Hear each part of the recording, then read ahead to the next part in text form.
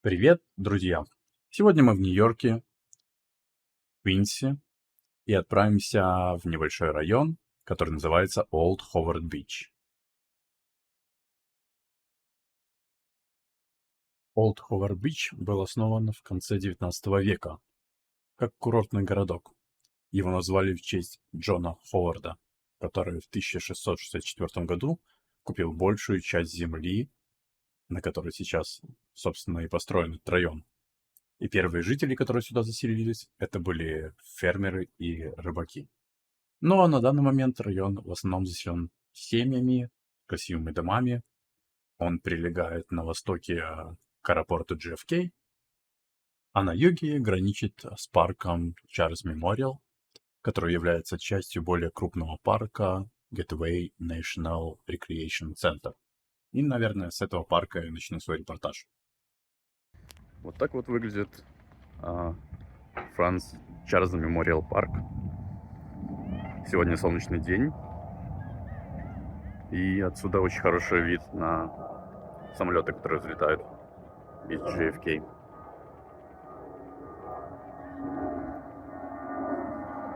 Вот справа находится сам аэропорт JFK. Рядом с ним можно видеть мост, который ведет на пляж. И там еще линия метро. Вот. А с левой стороны всякие спортивные площадки. Сегодня один из первых теплых дней, и люди наслаждаются теплом. Вот. А с другой стороны еще один мост, но уже автомобильный. Предыдущий мост, по нем ездят только метро. Летает летучий змей, все отдыхают.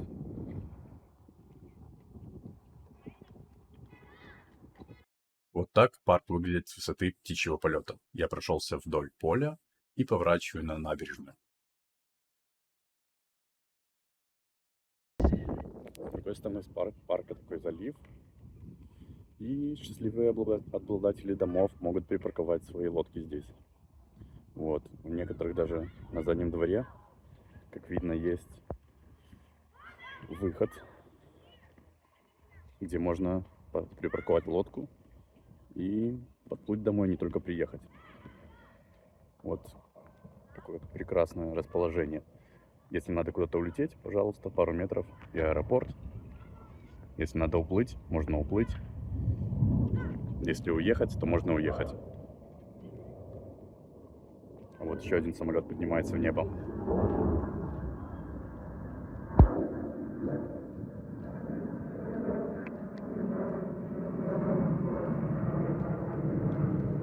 Вот улочка на этом районе, даже домик есть для продажи, если кому-то интересно. Хотите переселиться, приезжайте. Сейчас ранняя весна, и поэтому здесь нет очень много зелени, но я думаю, летом здесь намного позеленее. Вот. И что сказать, домики довольно неплохие. Довольно красивые домики. Даже с фонтанами.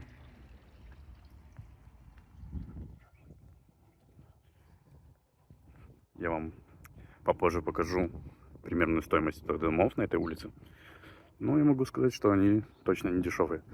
Наверняка по сравнению с другими районами. И довольно огромные. Несколько этажей. Даже, я думаю, на несколько семей. Вот. Интересно, как здесь все происходит во время штормов и ураганов. Я уверен, что здесь наверняка слишком снежно зимой, когда снежные бури. И когда у нас штормы, здесь тоже наверняка очень... Улыбнитесь, вы на камере.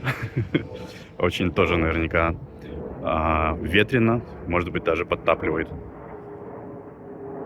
Смотрите, как мило.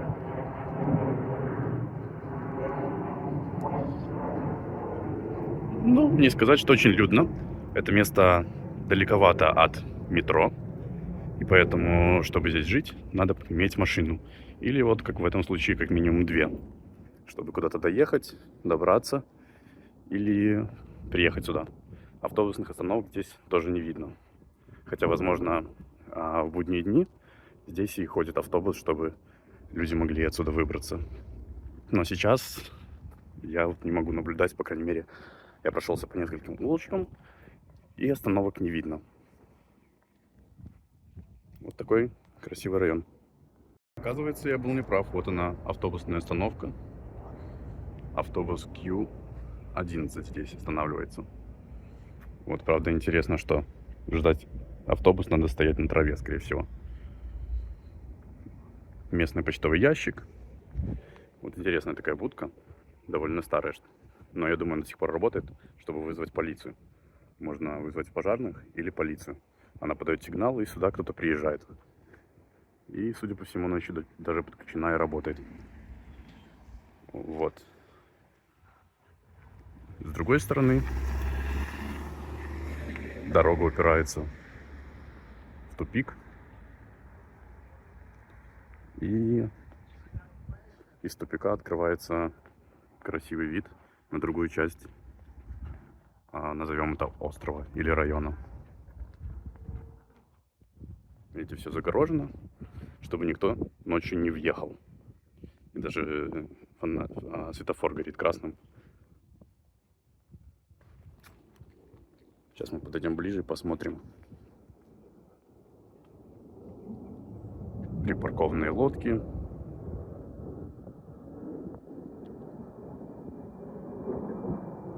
Красивые дома на другой стороне. У кого-то просто пустой пирс.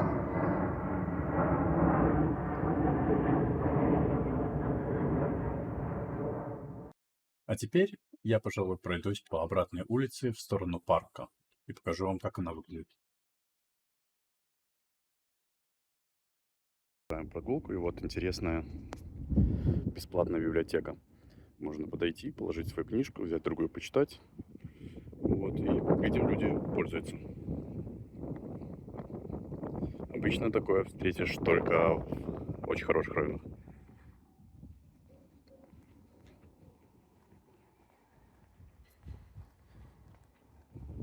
Довольно приятно тут, если бы еще не так ветрено и наверняка побольше инфраструктуры где-то рядом, потому что эта часть только жилые дома,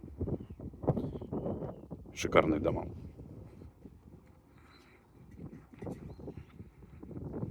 Хотя вон впереди видно, идет молодой человек, выгуливает собак. Конечно, кто-то же должен охранять святую собственность, как тут без собак. И единственное из минусов, наверное, шум от самолетов. Надеюсь, что ночью это не так сильно отражается. Один за одним улетают самолеты.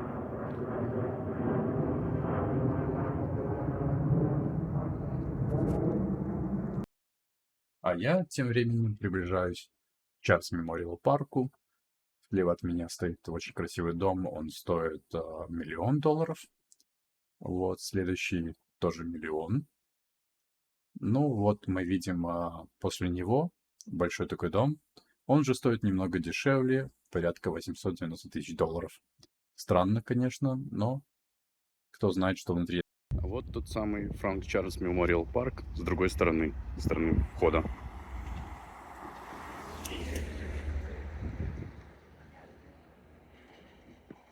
Очень много игровых площадок. С другой стороны района есть еще один парк. Вот видно он через вот этот залив. Там даже какая-то горка стоит. Сейчас поедем посмотрим, как выглядит все там.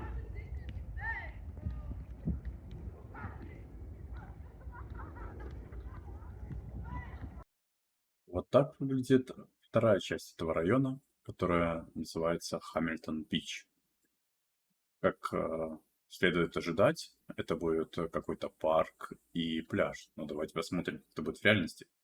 Другая часть этого района. Хамильтон-Бич парк. И разорванный американский флаг. Здесь тоже немного площадок, но не намного меньше людей. С другой стороны, не такой публичный парк. Вот слева метро линия проходит. Огорожено, чтобы никто не перелез. И вот тот мост, который видно было с другой стороны. А за линией метро сразу аэропорт.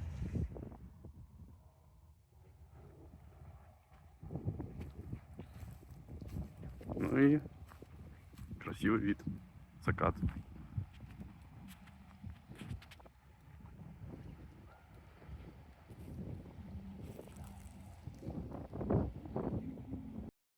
Друзья, большое спасибо, что посмотрели это видео. Пожалуйста, ставьте лайк, подписывайтесь на мой канал. Мне будет очень приятно. И жду вас в других эпизодах. Ну, а для тех, кто хочет немного мистики, я вам скажу, что точно неправда про старый Ховард Бич. Некоторые говорят, что там был так называемый Ховард-Бичский монстр. В 80-х годах он терроризировал девушек, которые бегали трусцой по набережной.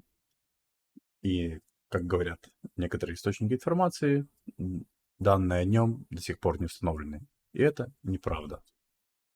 Другой слух есть, что в 1932 году в старом Ховард-Бич жил человек по имени Чарльз Железный Человек. Мюллер. Чарльз Мюллер. И он прославился тем, что мог выдержать удары кувалдой по голове, ну и другие некоторые пытки. И он на этом зарабатывал свою жизнь, выступая в цирке и на карнавалах. Это тоже является неправдой.